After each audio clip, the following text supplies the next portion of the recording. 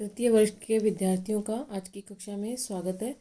आज मैं आपको बेंथम के राजनीति दर्शन के में योगदान के बारे में कुछ बिंदुओं के बारे में हम डिस्कस करेंगे। राजनीति दर्शन के इतिहास में बेंथम का विशिष्ट स्थान है। उसने अपने उपयोगितावादी सिद्धांत एवं सुधारवादी योजनाओं के माध्यम से अपने युग की राजनीति को नई दिशा प्रदान की।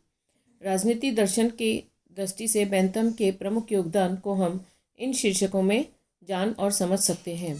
पहला, उपयोगितावादी सिद्धांत को दार्शनिक आधार प्रदान करना। उपयोगितावादी सिद्धांत को दार्शनिक सांचे में ढालकर उसे वैज्ञानिक रूप प्रदान करने का श्रेय बेंथम को ही है। यद्यपि बेंथम ने उपयोगितावाद के मूल सिद्धांत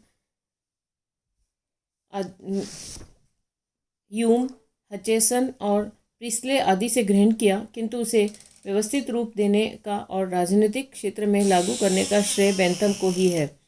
सीएल वेपर के अनुसार उपयोगितावाद का जन्मदाता डेविड ह्यूम था। प्रिस्ले, हचेसन तथा पाले ने उनकी व्याख्या की और हेस्बेस्टियस तथा बेकेरिया के विचारों ने उसका पोषण किया, लेकिन यह केवल बेंथम ही था जिसने उपयोगितावादी सिद्धांत को परिष्कृत किया और उसके विचारों को लेकर एक संस्था का निर्माण किया।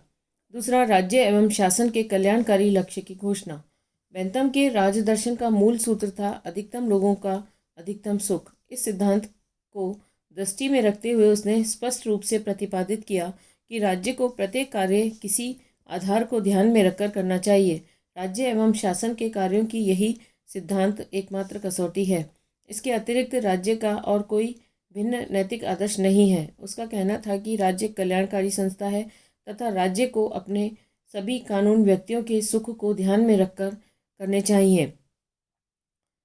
मैक्सी के अनुसार बेंथम द्वारा प्रतिपादित सुख दुख की कसौटी को अस्वीकार करने वाला तथा उसके मजाक उड़ाने वाले व्यक्ति भी उसके इस सिद्धांत की उपेक्षा नहीं कर सकते कि शासन का औचित्य केवल इसी बात में है कि वे जनता को कितना प्रत्यक्ष और स्पष्ट सुख पहुंचा रहा है और उसकी कितनी सेवा कर रहा है। तीसरा, शासन एवं संवैधानिक व्यवस्था में सुधार। बेंथम ने शासितों के सम्मुख शासकों को उत्तरदायी बनाने के लिए कई सुधार प्रस्तावित किए, जैसे सार्वभौमिक मताधिकार, प्रतिनिधियों को वापस बुलाने का अधिकार, अधिकारियों कर्मचारियों की न्यायिक उत्तरदायिता, संसद का वार्षिक पुनर्चुनाव आदि। चौथा, रूढ़िवादी संकल्पनाओं पर प्रहार। रूढ़िवादी संवैधानिक विधिक संकल्पनाओं पर भी बेंथम ने उतना ही तीव्र प्रहार किया जितना कि आमूल जनवादी विचारों पर। उन्होंने सामाजिक संविदा और प्राकृतिक अधिकार की ब्लैकस्टोन द्वारा प्रस्तुत रूढ़िवादी परिभाषाओं की सत्ताओं के पृथक्करण सिद्धांत के ब्रिटिश रूपांतरण तथा मिश्रित पद्धति के नाते ब्रिटिश शासन पद्धति के धर्मशास्त्रीय औचित्यकरण की आलोचना की। पांचवा, न्यायिक प्रक्रिया में सुधार का मार्ग प्रशस्त करना। ब्रिटिश न्यायिक प्रक्रिया की कटु आलोचना करते हुए बेंथम ने न्यायिक सुधारों का मार्ग प्रशस्त किया। ठोस तथ्यों के आधार पर उसने यह दिखाया कि वास्तव में न्याय केवल अमीर ही पा सकते हैं, गरीबों के लिए यह पहुंच के बाहर है। छठा, कानूनों का संहिताकरण। कानूनों के संहिताकरण पर बेंथम द्वारा बल दिए जाने के कारण 19वीं शताब्दी में अनेक देशों में कानूनी संहिताएं बनाई गईं। बेंथम ने अनेक देशों की कानूनी संहिताओं के संशोधन में योग दिया। कुछ देशों ने तो उससे इस कार्य में सहायता देने के लिए प्रार्थना की, किंतु अनेक बार तो उसने बिना प्रार्थना के ही अपनी सेवाओं से उन्हें अनुग्रहित किया। 1811 में उसने संयुक्त राज्य अमेरिका के लिए एक वैज्ञानिक विधि संहिता तैयार करने हेतु राष्ट्रपति मैडिसन के समक्ष औपचारिक रूप से एक प्रस्ताव प्रस्तुत किया। आगे चलकर उसने रूस के जार और पेनिसिल्वानिया के राज्यपाल के समक्ष भी ऐसा प्रस्ताव रखा।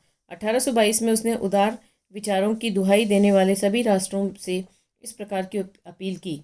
उसे अपने विधि निर्माण संबंधी योग्यता में अपरिमित विश्वास था और समझता था कि मैं एक ऐसी व्यवस्था की रचना कर सकता हूँ जिसमें अधिकतम संख्या का अधिकतम कल्याण निश्चित हो सके। सातवां, राजनीतिक विज्ञान के अनुसंधान और शोध की प्रवृत्ति को प्रोत्साहन। राजनीति दर्शन के इतिहास में बेंथम संभवतः प्रथम चिंतक है जिसने तथ्य, निरीक्षण, अनुसंधान और प्रमाण पर आधारित आगमनात्मक, अनुभवात्मक, विश्लेषणात्मक और विवेचनात्मक पद्धति को अपनाया।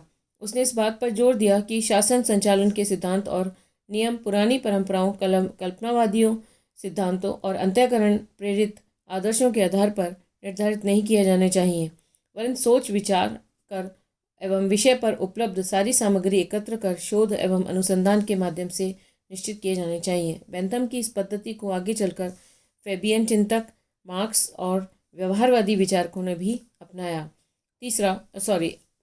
आठवां, लोकतंत्र के आधार स्तंभ को सुदृढ़ करना। बेंथम ने प्रेस की स्वतंत्रता, गुप्त मतदान, वयस्क मताधिकार, धार्मिक सहिष्णुता, धर्म की स्वतंत्रता आदि का समर्थन करते हुए लोकतंत्र को बल दिया। बेंथम के विचारों का प्रभाव। बेंथम के विचारों की कई आधारों पर आलोचना भी की जाती है। आलोचकों के अनुसार उसके विचारों में मौलिकता का अभाव है, उसका सुखवादी मापक यंत्र त्रुटिपूर्ण है, वह मूलतः राजनीतिक चिंतक न होकर सुधारक है, उसने स्वतंत्रता और समानता को उचित महत्व नहीं दिया है। वेपर ने उसकी आलोचना करते हुए कहा है कि बेंथम एक महान दार्शनिक नहीं था, यद्यपि यह एक विडंबना है कि वह दर्शन के इतिहास में एक महत्वपूर्ण स्थान रखता है। वेपर के अनुसार बेंथमवाद ने राजनीतिक दर्शन को मध्ययुगीन राजनीति शब्दावली से मुक्त किया। मैक्सी के अनुसार अपने निर्भय तर्क द्वारा बेंथम ने रूढ़िवादी विचार की प्राचीन अवधारणाओं को विचलित कर दिया। एनसाइक्लोपीडिया ब्रिटानिका के शब्दों में बेंथम ने बहुत से विचार सर्वमान्य चिंतन का अंश बन गए। इस प्रकार बेंथम के विचारों का प्रभाव शीघ्र ही ब्रिटिश राष्ट्र की सीमाओं से बाहर फैलने लगा। अपने समय के बौद्धिक दिग्गजों पर भी उसका गहरा प्रभाव पड़ा। जेम्स मिल, John Austin, John Stuart Mill उसकी ही बौद्धिक विरासत हैं। इंग्लैंड में प्रत्यक्षवादी विश्लेषणात्मक न्यायशास्त्र के प्रवर्तक जॉन ऑस्टिन अपनी नीति शास्त्रीय दृष्टिकोणों में बेंथम के अनुयायी थे। इस प्रकार बेंथम एक लगनशील सुधारक था, जिसके सुधार निश्चित ही सदा अपने समय से बहुत आगे थे। एक विचारों का स्रोत था जिसका उपयोग आने वाली पीढ़ियों ने किया। बेंथम के विचारों का प्रभाव न केवल व्यावहारिक राजनीति, शासन एवं कानूनी सुधारों पर पड़ा, बल्कि राजनीतिक विचारों पर भी पड़ा। रॉबर्ट ओवेन तथा अन्य समाजवादी दार्शनिकों पर बेंथम के उपयोगितावाद का व्यापक प्रभाव था। बेंथम के अधिकतम लोगों के अधिकतम सुख के सिद्धांत के आधार पर ही पूंजीवादी व्यवस्था तथा मजदूरों के शोषण का आगे विरोध किया गया तथा मजदूरों के कल्याण, उनके अधिकार और अंत में उनके ही शासन की कल्पना की गई। धन्यवाद।